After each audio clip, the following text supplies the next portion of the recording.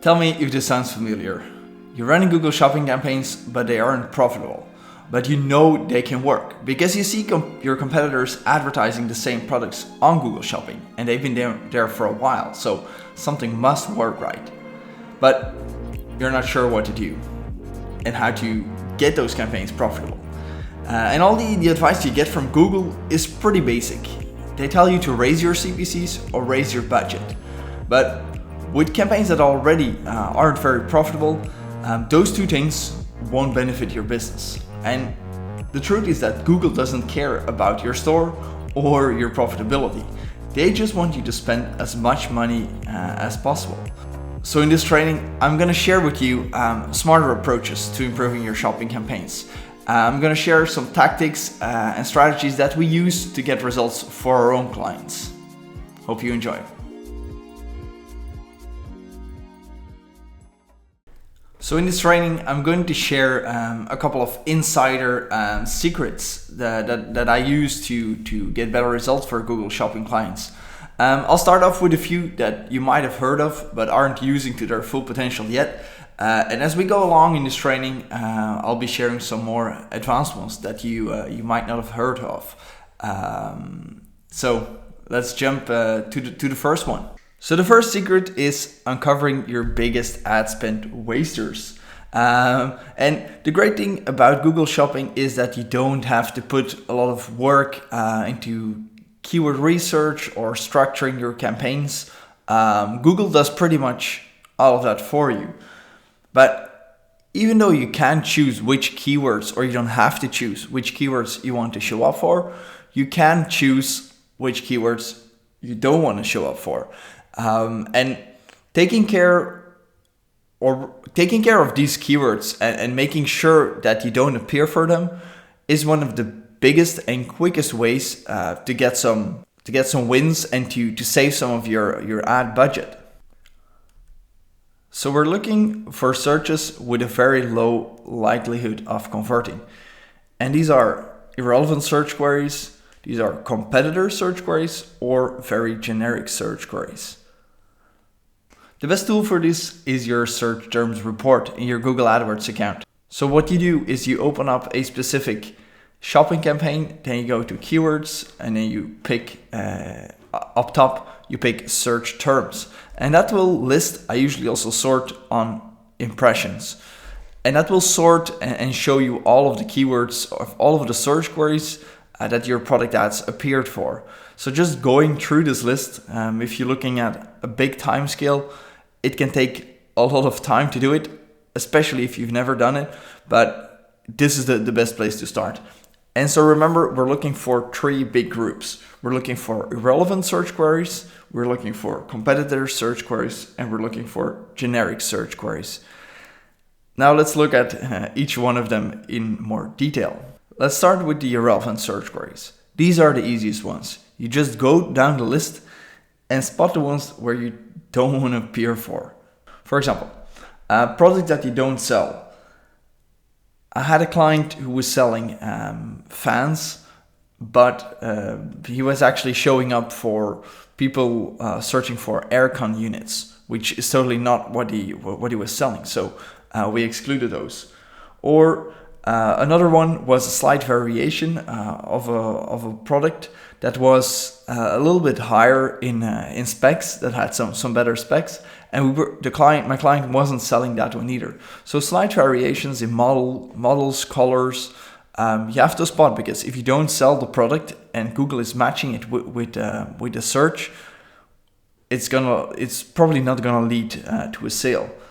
Also, products that are targeted at a different age or gender. For example, for another client, we were selling products that were targeted at adults, but there was also a children's version, but we weren't selling that. So all of the smaller sizes and the searches related to kids or children were actually irrelevant. Like there was not a chance to convert them.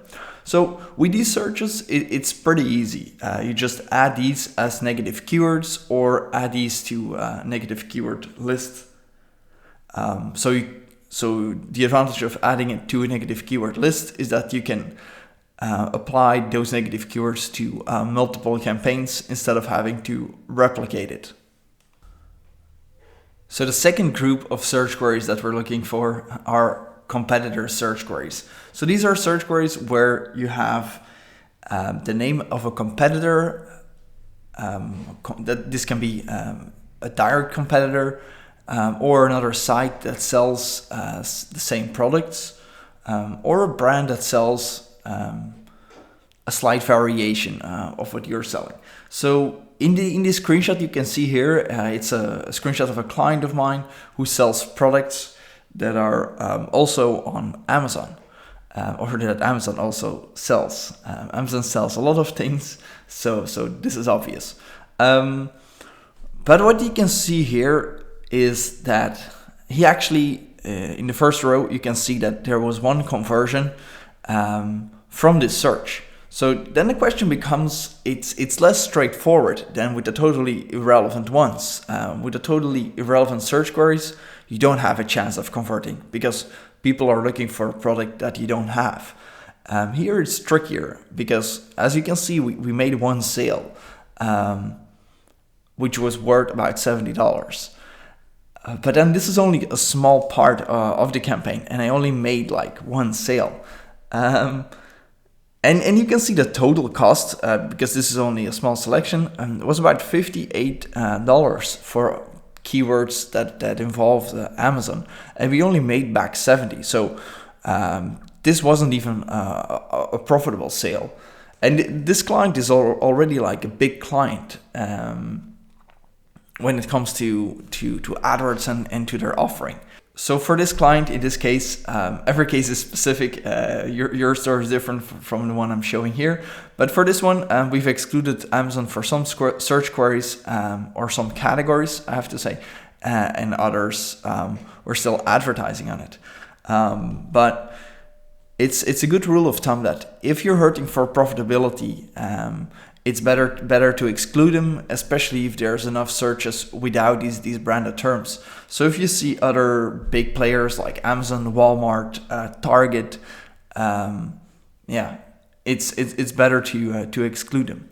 So my suggestion would be check in your own account, see if you're appearing for searches with these big brands, see if it makes sense for you to be there, and if not, or like like we're seeing here, where the difference is pretty big, I would suggest to exclude them. Next are the very generic search queries. And these are search queries which are the broadest ones for the category of products that you're selling. And usually when you increase your budget, the number of these searches will also increase. So as you can see here, this is another report for a client of mine from that search terms report that I showed you. Look at those click-through rates, 0.02%, 0.13%, 0.39%. These are very, very poor search queries. And let me show you an example to show why that's so poor. Let's say you're looking for microphones, which is which is an example of one of those pretty generic search queries. And you see there a selection of 5, like Google makes an estimate. Okay, these are the 5 most likely products to lead to a conversion. And a couple of them are pretty fixed because they know they're pretty popular, but Google will pick sometimes like 3 up to 4 and change it around to see which ones work best. And you can see a couple of big retailers. Sweetwater, it's a big retailer that sells a lot of audio equipment. You see Amazon there, and you see Walmart. So imagine that your product, you're also selling a microphone, that you're there in the 5th place.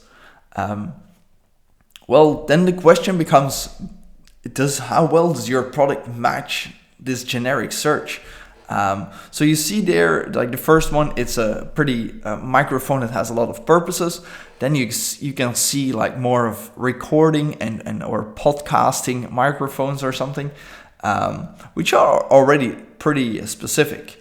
But if you want to be there, the websites that are there, for example, Sweetwater or Amazon or Walmart, they just want you They just want to pique your interest to click through and get to their site. Because once you're on their site, they have, probably Amazon sells like hundreds, and the same for Walmart, hundreds of different microphones for all kinds of different purposes.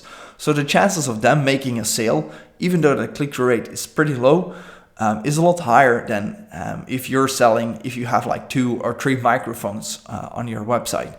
So that's what makes it super hard to compete with these bigger brands who are actually the perfect candidates to target a search as generic as microphones. So my suggestion would be to look through your account and exclude those very generic ones where you can see that the impressions are super high and you only get a few clicks, which indicates that your product actually doesn't really match very well with the search query. So if it's the first time you're doing this and excluding these search queries, it will take you a lot of time.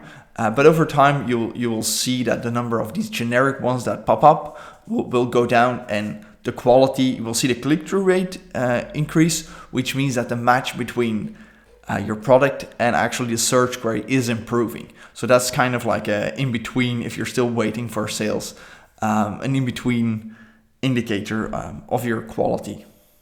However, moving on to our second secret, I want you to focus on your winners. And this one is one that I see a lot. Many business owners know their products and their market very well. They know what does well, they know which products should do well or which are popular with their clients. They also know a lot about which products they make a lot of money on, like where is the margin the best. But when it comes to Google Shopping, it seems that or they forget all that product knowledge, or they don't know how to leverage it in your shopping campaigns.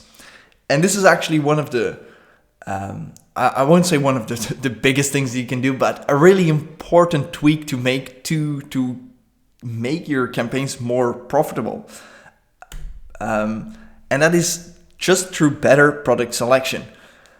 Because in e-commerce, the differences in cost per click aren't that huge. Some clicks might be 10 cents or 12 cents.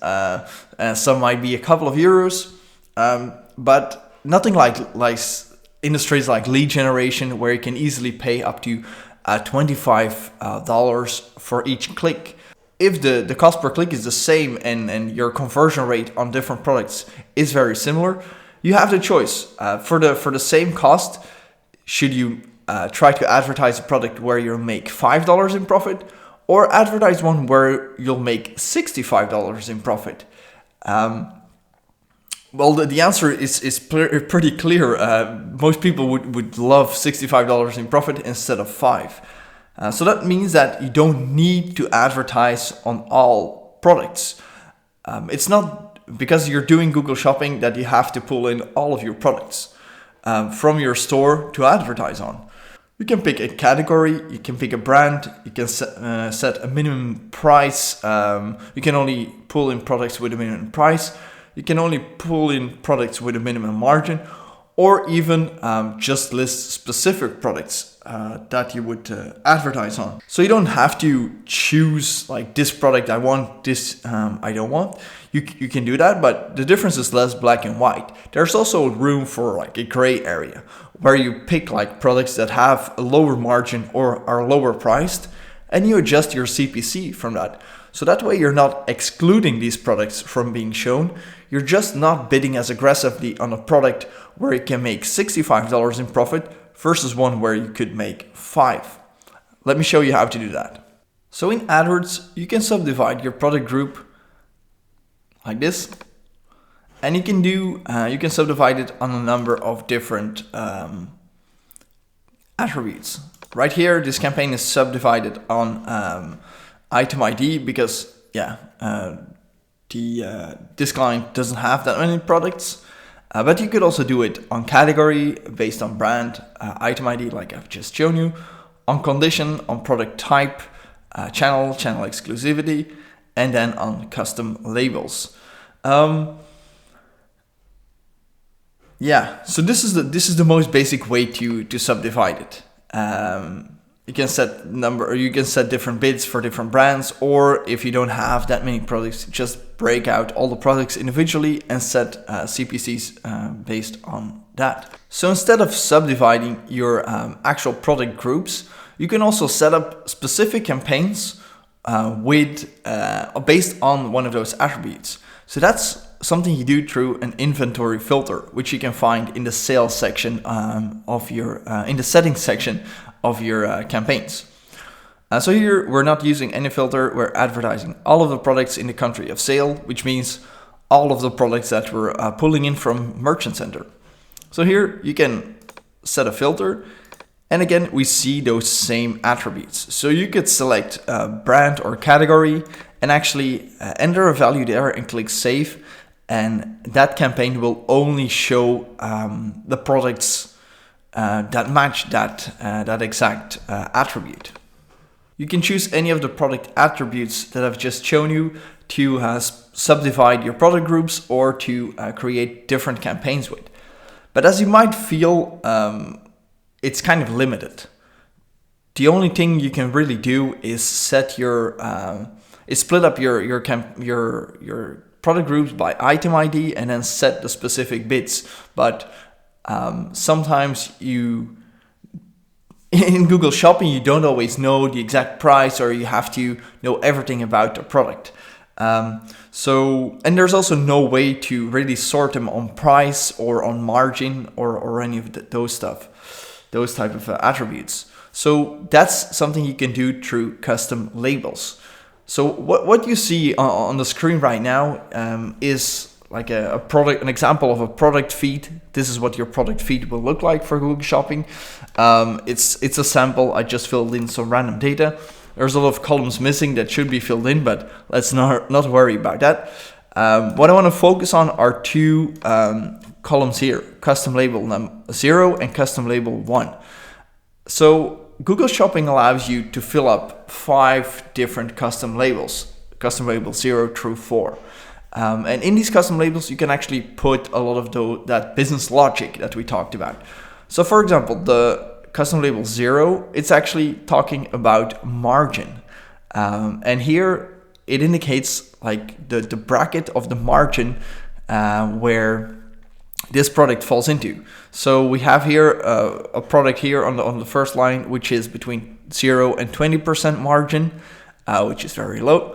And then we have here one which is between 40 and 45% margin. So we might want to bid a bit more aggressive on that. So this way we can actually sort our campaigns. We can create different campaigns for high margin items, for low margin items, or we can subdivide these product groups and set bids on the product group level to help us structure those campaigns. You can do the same with price. You can push in like a price bracket, like between 0 and 20. This could also be prices. And then the one you see here, the custom label 1, it's actually the seasonality. So some products are really popular in certain seasons, and you want to bring that logic into your shopping campaigns to know which ones to push when. So for example, these first 2 are popular in spring, so I add that. These might be popular end of year, this 2 end of year, and these last 2, they're popular both spring and end of year.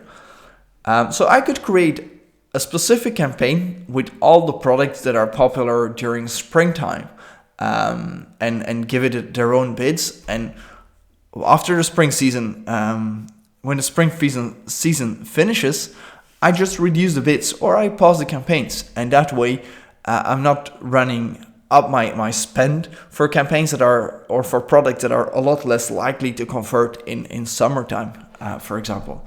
So right now I've done this here in this spreadsheet, but there's ways on how you can do it if you're using a data feed management software, or actually in your store's backend if you're using an app for Shopify or something. There's usually a way to add these custom labels. In the previous section, we saw how to select the products to advertise on and which ones to push harder in specific product groups or even in specific campaigns. And now we're going to look at what that push harder means, because that one's related to your max CPC. And if you've selected the right products to advertise on, well, the chances of leading to higher sales and better profits are very likely. But it doesn't matter how well you select your products or which products, you're gonna hit a ceiling because you want your CPC or the max CPC that you set in your account to be high enough to get enough clicks. You'll see if you set low CPCs, you won't get any impressions or any clicks. So it needs to be high enough. But you don't want to set it too high because we're trying to fix our profitability. So if we set it too high, we're going to set it high enough that we're visible. But if we set it too high, we're going to spend too much for each click. So your specific ceiling and the ceiling for any advertiser on AdWords depends on a couple of things. It depends on the conversion rate. It depends on your average order value. It depends on your margin. It depends on your acquisition strategy. Maybe you don't mind losing a little bit of money on that first sale because you know you're going to get it back. Or maybe the first sale is all you can count on and you need to make your profits in that first sale.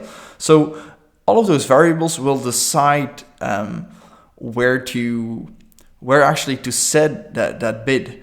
But luckily in Google Shopping, AdWords gives us a little bit of a clue. And we can learn from our competitors what they're doing, how high they are setting, or how big their budgets are reaching.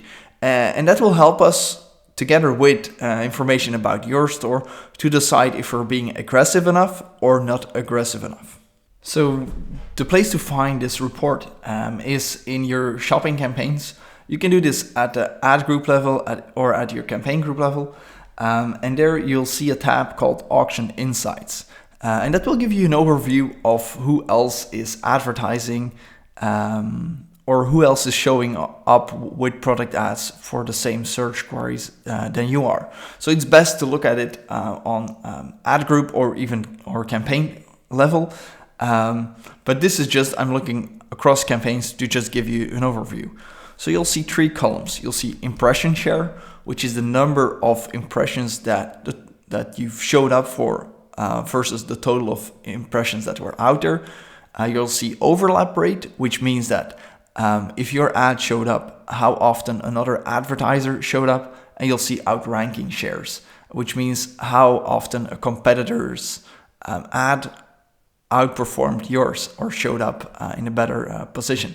So you'll see a list of competitor names, and you'll also see you, which means you as an advertiser. So for this advertiser, for this time period and this selection of shopping campaigns, we've shown up in about 40% of all impressions. You'll see here the top one, Walmart, which is at 70% of impressions, and we're also seeing Amazon, which is a little bit above us, which is at 45%. So what do you learn? What can you learn from this? Well, you can learn who you are spending against. So obviously, like almost all of the players in this list have bigger budgets than my client. So it's worth looking at this from if you have like different campaigns or different ad groups, to look at it ad groups specifically, because maybe in some campaigns you are getting good results, and in others you can't, because if you're, as I said earlier, with the very generic search queries, if you're advertising on those very generic ones, you'll have a hard time making them work. While Walmart, Amazon, you might get a click on that product ad and people end up buying a fridge, which is totally not what they were looking for. But these queries just help bring traffic to those big platforms, and they don't necessarily need to convert that exact sale. So it's something to keep in mind, and it's something to pay a lot of attention to if you see a lot of these really huge competitors show up. So now we know who we're competing against. It's worth taking a look how that works for our specific product groups or even products. So as you can see here, this is a small overview from a couple of columns that I've added to to my product groups overview. And to see this in your own Google Ads account, you go to the campaigns tab, you select the columns icon, click modify columns, and you can competitive metrics, and then you can add every one of those search queries. So I'm quickly going to run through and tell you like how to use it. So first we'll start with search impression share, which is percentage of impressions versus the total impressions out there. And if you have 100%, your ads always show up for related search queries. So why don't you show up 100% of the time? Well, it's pretty obvious. The search lost IS, impression share budget, will indicate how many times your ads didn't show up because you didn't have enough budget. You can see in this case, it's 0%. So if you are getting a percentage there, it means that your budget is insufficient, and a quick fix is to raise it. The second reason why your impression share, why you might not be showing up the most of the time, is because of rank. And you see for this advertiser, 85%, 42, 33, more than 90%. It's all due to this rank. What are some underlying factors, or what is this rank? Well, it could be that your CPC is too low.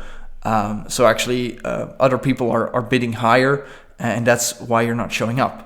Or it could be that your quality score is too low. So quality score is a score that Google gives that is associated with a search query and with an ad. And it's Google's estimate of how relevant your ad is for a specific search query. So 2 fixes for that.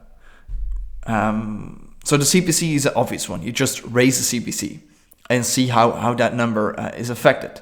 To improve that quality score, you can refine your search queries to improve your click-through rate, which is something we saw with the very generic search queries or the search queries where you weren't getting any clicks or something. So if you took care of that first secret or tip on improving your negative keyword list, you'll definitely impact this. And the second one is to improve the data in your product feed. This is a pretty vague one, but I'll come back to it in the next section of the training. Besides the general search impression share, there's also the search absolute top impression share, which you can see is less than 10% in this case. And it's Google's estimate of the best seller for that search. It's a specific position in the search results. It's that first shopping ad that you'll see there.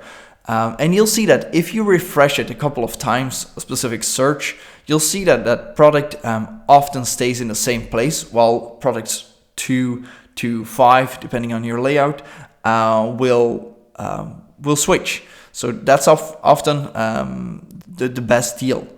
And you can monitor that if you have like bestsellers, and to make sure that if you have a really good offer of like price or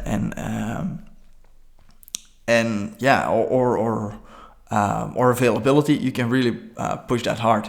And it can be huge being in that first position because you get a big percentage of all of the clicks. And the last one in that row of competitive metrics is the click share, which is the percentage of clicks versus the total number of clicks out there. So you can see it's like less than 10%, 32%, 15%.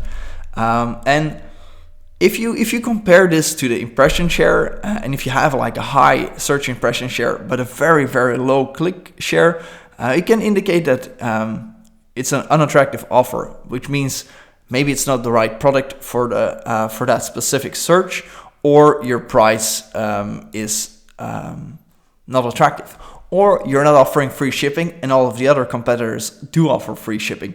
So there's a lot of reasons why this might be happening, but it's worth investigating a bit more into detail. And there's 2 other metrics which I wanted to highlight.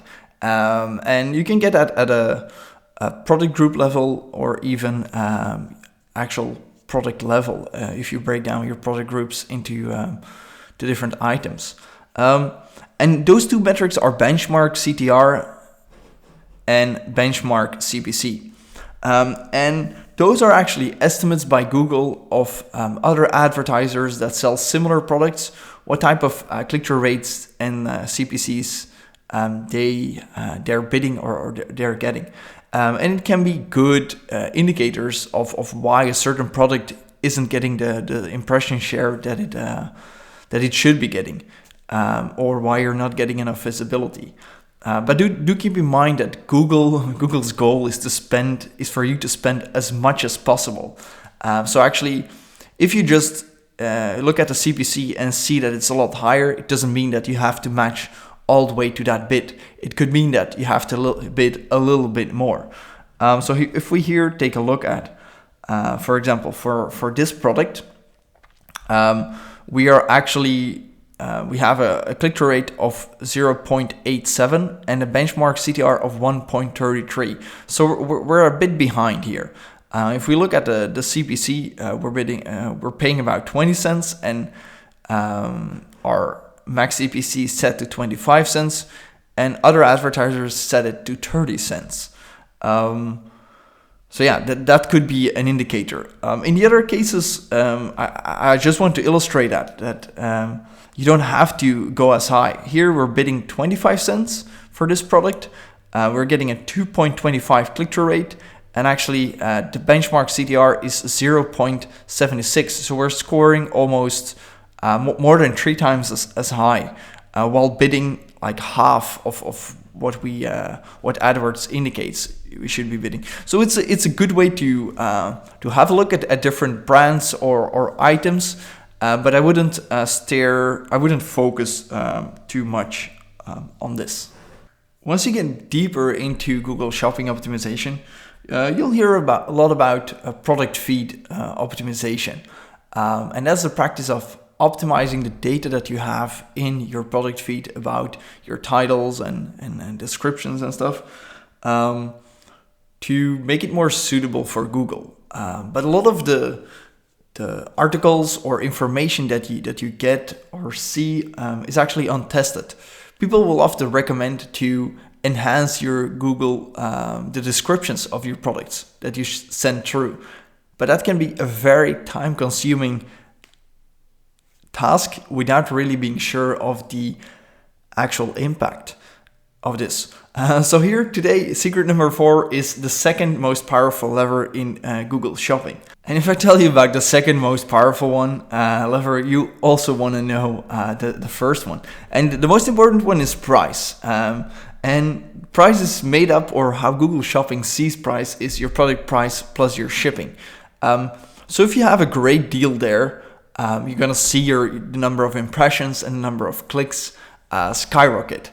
But of course, lowering your price will only hurt your profitability. And you also might be limited in the height of your pricing, or the bottom of your pricing, better to say. So we're going to stay away from that, but remember, it's important. And we're going to look at the second most important lever, which is your product title. And the biggest win you can get is to include important missing queries in your title. And what I mean by that is, if you look at your Google Shopping search terms report, the first report we looked at, you'll see these generic search queries popping up, and you can actually include these search queries also in your titles if it makes sense in your product titles, because if people are searching for that, if it's in your title or your product will seem more relevant for that specific user. So the chances of them clicking through will be a lot higher. The second thing to be aware of with a product title is the character cutoff. It changes a bit. Google does a lot of experimentation on their search results, but right now it's around like 30 characters. Which means that if your title is longer, it will be cut off. So you have to pay attention to your word order. Are you putting the most important phrases or words at the beginning of your product titles? That can be different attributes depending on your category. So while in fashion or apparel, the gender will be really important. For other products, the color might be the most important one, or size or something. So you have to think if you're doing things right on that level. And this is also where Google Shopping meets SEO. So you're using the data from your search terms report to make your product titles stronger. But if you make them stronger and you make changes in the back end of your store to be more to score better, you also improve the SEO, because these are also the phrases that people search for and they click on organic results. So it actually will improve both of them. So let me take you through 2 examples. So here I'm looking for fish oil, and you'll see here the shopping ads popping up. And you'll see the 3 dots after each title.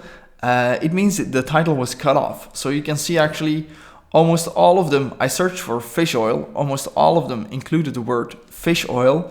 Here fish oil at the start, omega-3 fish oil, omega-3 fish, and this specific retailer decided to put supplement sale first. So that could be a specific tactic, or it could be actually a mistake. I don't know the company, so it's hard to know. Here, cod liver oil, which is similar. Here, this advertiser decided to put their brand first, and we can't actually see the word fish oil there. So probably this one doesn't have an amazing click-through rate, while these two can have it. Another example is I have here for Nike running shoes.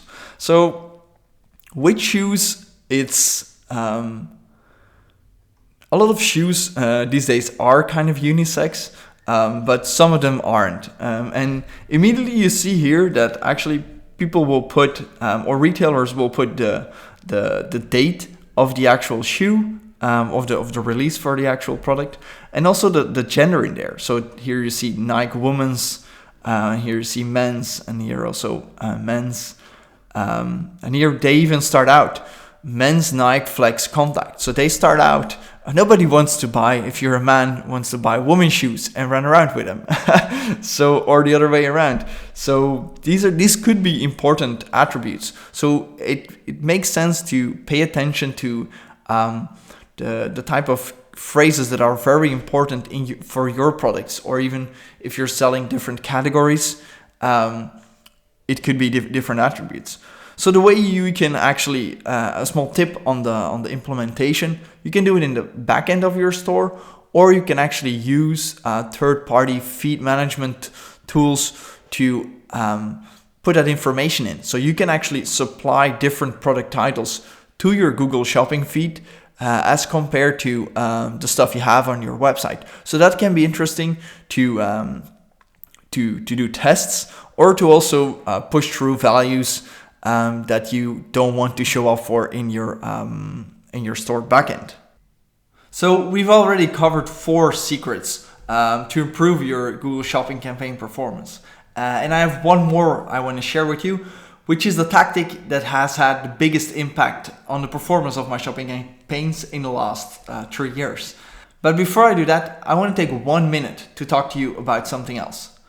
What we covered in this training, the tactics, strategies, tips and tricks, is a small selection of what we cover in our course that's dedicated to Google Shopping, which is called Google Shopping Success. So in this course, I show you a lot of examples, I show you a lot of real campaigns to make everything super practical. Google Shopping Success is a self-paced online video course. It uses a mix of presentations and over-the-shoulder screen sharing, as I've already shown you in this training, and it uses real campaigns from my own accounts or from clients, which makes it super easy for you to follow along and apply these lessons to your own campaigns. So what do we cover in the course? Well, we talk about Google Shopping, Google Shopping 101. What is it? How does it play into your overall strategy? We talk about setting up for success, which are all of the various tools that you need, how to set up your product feed, how to fix problems with your product feed to make sure all the data is coming into Google AdWords successfully. We talk about basic things you can do to optimize the results of your campaigns. And we also talk about more advanced topics, both in AdWords and also in Merchant Center. And these will really help you to get to profitability. And then we also talk about scaling beyond shopping. So looking at Google Shopping in and of its own is good to start or to get the ball rolling. But of course, it plays into your larger approach of advertising. Maybe there's other Google Ads products that you can use that will amplify the effects that you get through shopping. So we've had a lot of students through the course, a lot of successful students. Here's Lisa from the USA. The course worked out great. I followed it to a T to set up a Google Ads campaign, and I finally got my product feed working. She was really struggling with her product feed, and the step-by-step approach outlined in the course really helped her to get started, but then also to improve the products later. Then Evelyn from Belgium. She says, I applied the step-by-step program of the video course to my own kids' clothing store and saw the results rolling in from the first week. So if you're interested in this course, check it out. The link is in the description. Now let's look at a fifth and final secret I want to share with you in this training, which is called search query level bidding. And in the first lesson, I mentioned that you can choose which keywords you want to appear for. That's still true, but there's a way to use multiple campaigns and negative keywords to your advantage in order to do target specific keywords. Don't worry if this sounds complicated. I'll take you through an example in a minute. So search query level bidding. What's that about? Well, it's about different CPCs. It's about setting different CPCs in your shopping campaigns for different search queries. So this is actually something you might already know of from your Google text ads or search ads, where you target different search queries and you can set like bids depending on the search query. This means that your cost per click or your maximum cost per click can reflect a search intent. For example, if somebody's looking for a generic search query, which is okay, it might be a bit too generic, but it's probably not going to be worth a whole lot. Let's say somebody's looking for a branded search query, which is already a lot better because you know, okay, this person is looking for something in this category and they're considering a brand I have to offer, so that's good. Or a specific product search query. These are often very valuable. There's a lot of competition as well there, but you want to make sure that you maximize your budget on those specific products and maybe spend a little bit less on those branded or generic searches. So practically, how do you do it? Well, you create multiple shopping campaigns that contain the exact same products and have the exact same settings. The only difference between these campaigns are the CPCs or your max CPCs, which you'll set differently, your negative keywords, and your campaign priority. Now let me show you how this is done in practice, and it will make everything more easy to understand. Okay, here are two campaigns that have the same products inside. The only difference is the CPC is different, the campaign priority is different, and they have different negative keywords. And you can see that the average CPC for the branded campaign, which is the top one, is a lot higher than the non-branded one. And you can also see that they have like a different return on ad spend, and they bring in a different amount of money. Also look here at the search impression share. Our goal with this account is to maximize the search impression share for these branded search queries. So by splitting these up, we're able to maximize the branded searches, and we actually don't need to maximize the search impression share for the non-branded campaign. But looking here at this return, we can definitely increase this one and see if we would if we can keep it profitable in that way, because like the CPC is almost half, maybe there's something we can do. Okay, so with that explained, let me show you how to set this up in your own account. The first step to set this up in your own account is to add the brand as a negative keyword to the non-branding campaign. So here we're in the keywords tab, in negative keywords tab, and we've added the brand as a negative keyword. If there's variations of the brand, or if there's like product searches or something that you also want to exclude, you also add that here. So that's the first step. That prevents branded searches from showing up in this non-branded campaign. The next part is the CPC. Okay, so if we take a look at the second step, is setting the CPCs. So here we can see the branded campaign, and we're setting max CPCs of 50 cents for each of the items. If we go to the non-branded campaign, we can see that the bids there are 25 cents, so almost half. And that way we're actually bidding less for search queries that don't include the brand name. And now the third element, and the most important one to make this filtering works, and that's campaign priority. You can find it in the settings of a campaign, and there you'll see campaign priority low, medium, or high. So here we have the branded campaign, which has a campaign priority set to low, which might be a little counterintuitive, but don't worry. And we have the non-branded campaign, which has medium as its campaign priority. Let me show you an example to make it a bit more practical. So let's look at an example. Let's say a user searches for Nike running shoes, and you're of course selling Nike running shoes. Google checks which advertisers want to appear for this, and since you're selling Nike running shoes, you're one of them. So they come to your account and they look for campaigns. They look for the campaign with the highest priority, or if you only have one campaign, they will just show that. But it turns out the campaign with the highest priority is Nike shoes unbranded, which has a high priority and CPCs set to $0.5 per click. But that campaign is focused on unbranded search queries. And since Nike is in the search query, and you have Nike added as a negative keyword to this campaign, it's blocked and Google can't show the ad from this campaign. No worries, Google just goes and searches for the campaign with the second highest priority, which is Nike shoes branded.